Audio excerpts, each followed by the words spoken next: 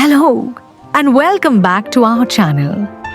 In the glittering, often cruel world of the 19th century London season, fortunes were won and lost, reputations were made and ruined, and for young women, a good marriage was the ultimate prize. But for a special group of friends who called themselves the wallflowers, the path to love was anything but ordinary.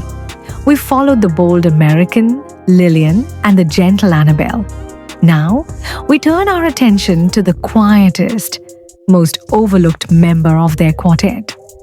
A young woman of immense wealth, but so painfully shy that she could barely speak a full sentence without a debilitating stammer.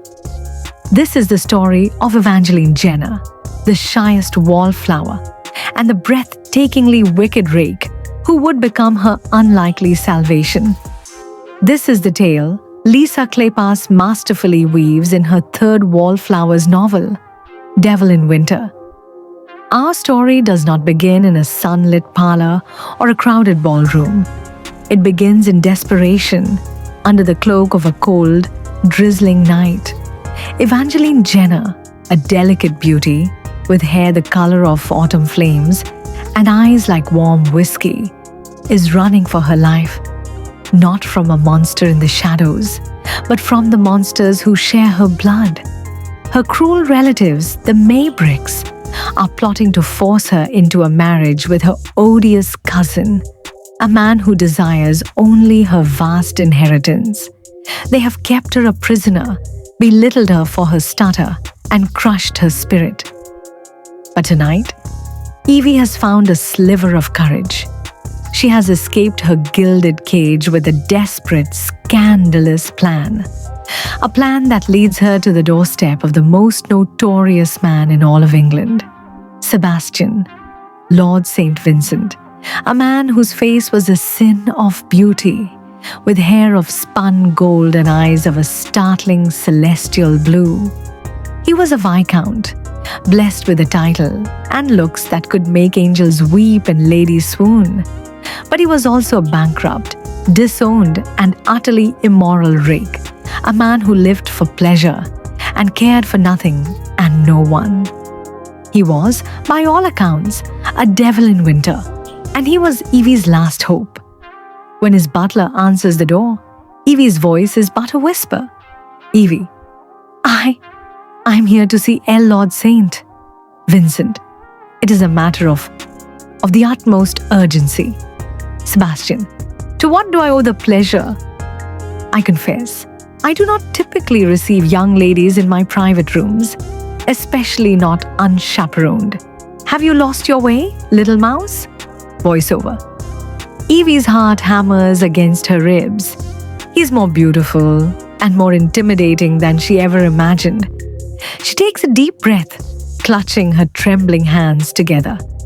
"Evie, no, my lord. I have come to make you an offer." Sebastian. "An offer? From a little chit with hair like a sunset?" I'm intrigued. "Pray, continue." Evie.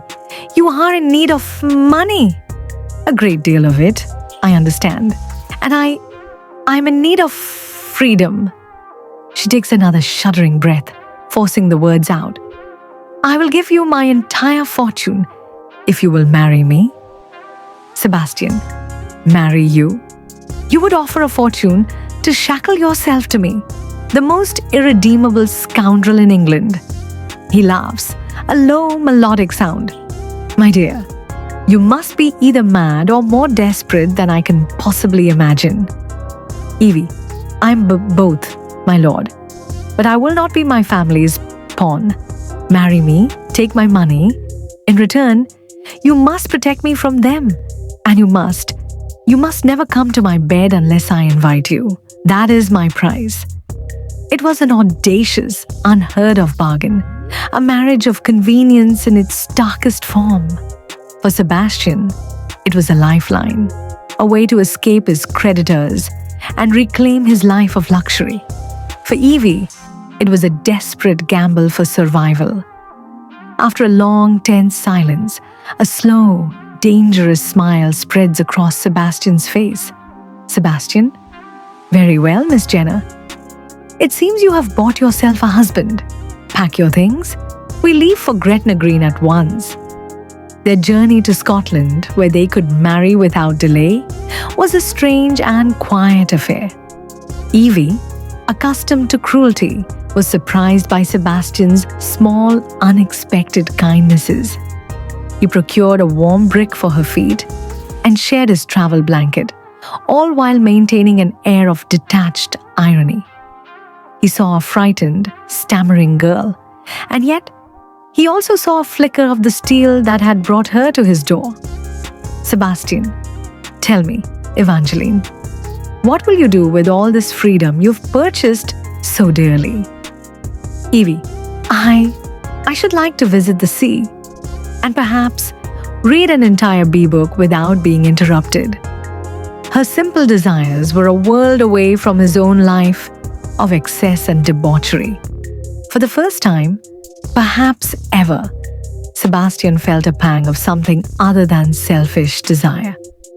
It was a faint, unfamiliar feeling, one he quickly dismissed. They were married in a small, dusty room by a blacksmith, the words that bound them together spoken in the flickering candlelight. Evangeline Jenner was now Lady Saint Vincent. She was free, and she was tied to the devil himself.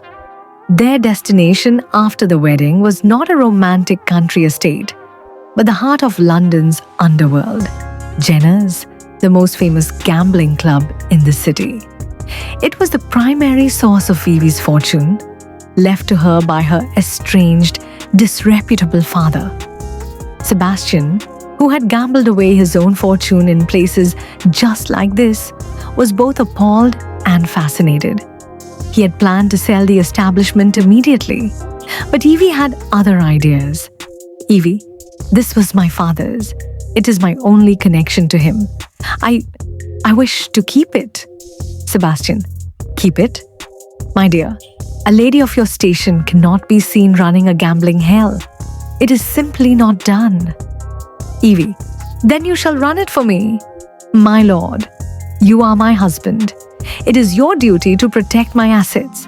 And so, the consummate hedonist, Lord Saint Vincent, found himself in the unexpected position of a businessman. He met the club's enigmatic and fiercely capable manager, a half-gypsy named Cam Rohan, who regarded Sebastian with deep suspicion.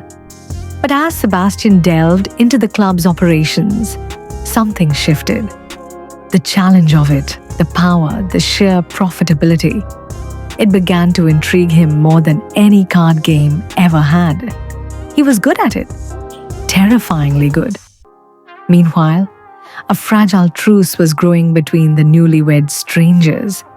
Their wedding night had been tense. True to his word, Sebastian did not touch her, but the awareness between them was a palpable thing. He saw her not as a stuttering heiress, but as a woman of quiet courage. And she saw beneath his cynical exterior glimpses of a man who was more than his reputation. Sebastian, you are an astonishing creature, Evangeline. You trade your fortune for a life with me, yet you seem perfectly content with a book and a quiet fire. Evie, this is more than I have ever had, my lord. This is peace. But their peace was destined to be shattered. Evie's relatives, furious at being cheated out of her fortune, had not given up. One evening, as Evie was leaving the club, they ambushed her, intent on dragging her away and having the marriage annulled. Evie screamed, a sound of pure terror, and from the doorway of the club, Sebastian saw. What happened next, no one could have predicted. The lazy, arrogant Lord St. Vincent moved with the speed and ferocity of a predator. He did not fight like a gentleman.